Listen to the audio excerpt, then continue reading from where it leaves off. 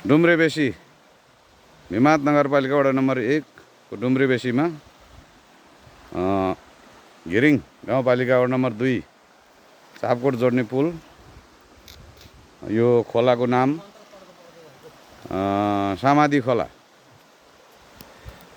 पक्की पुल माथि बनेको छ। यहाँ तल झोलुङ्गे पुल ब्रिटिस गोर्खा नेपालको सहयोगमा बनाएको रहेछ। यता पनि पुल, यता पनि पुल। यो कुलुङ खोला, यो समाधि खोला।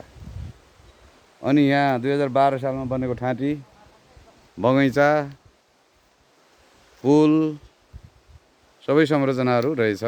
यस्तो राम्रो ठाउँ। ल कैलाश सर हिमातदेखि आउनुभएको छ। अनि यहाँ दुईजना भाइहरू बसिरहेका छन्।